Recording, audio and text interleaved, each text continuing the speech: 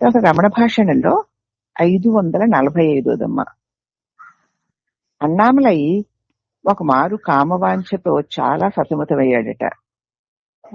ఆ ఆలోచనతో యుద్ధం చేయసాగాడు. 3 రోజులు ఉపవాసం చేశాడు. తనకు ఆ ఆలోచన నుండి ముక్తి కలగాలని భగవాన్ ఎంతో ప్రార్థించాడు.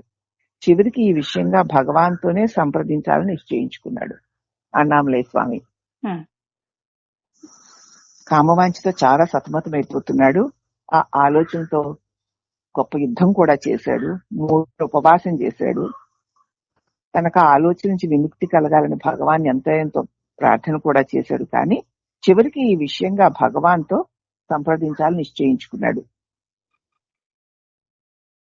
అన్నామలై చెప్పిందంతా ఓపికగా విని భగవాను 2 నిమిషాలు మాట్లాడలేదు. ఆ తర్వాత అన్నారు, సరి, ఆ ఆలోచనలు నీకు విక్షేపం కలగచేశాయి, నిజమే. కామపరమైన ఆలోచనలు నీకు విక్షేపాన్ని కలగచేశాయి. నువ్వు వాటిని ఎదుర్కోవడానికి ప్రయత్నించావు, అది మంచిదే. కానీ ఇంకా ఇప్పుడు వాని గురించి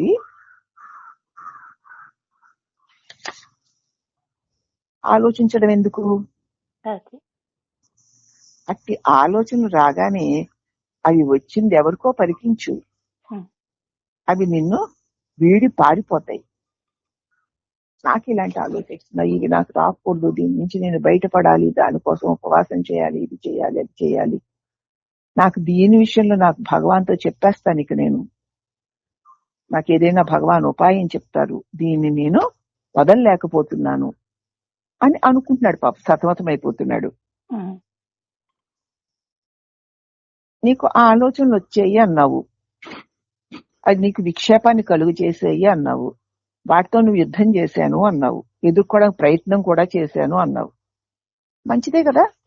వస్తే వాటికి లొంగిపోకుండా వాటిని బయటికి నెట్టేయడానికి చాలా బాగా ప్రయత్నం చేసావు, మంచిదే.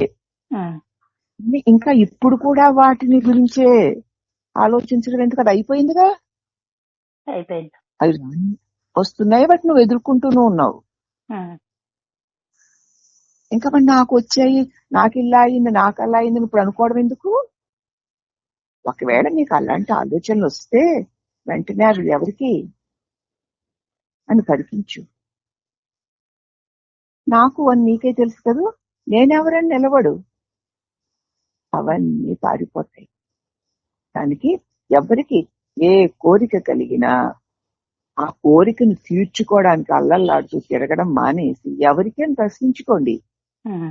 ప్రశ్నించుకున్న క్షణంలో నాకు అని సమాధానం వస్తుంది. నేనెవర్రా అని ప్రశ్నించి నిలబడు, కొన్ని క్షణాలు నిలబడు. ఆ భావాలన్నీ సుదూరంగా వెళ్ళిపోతాయి. అంతకంటే గొప్ప ఉపాయం ఇంకొకటి లేదు.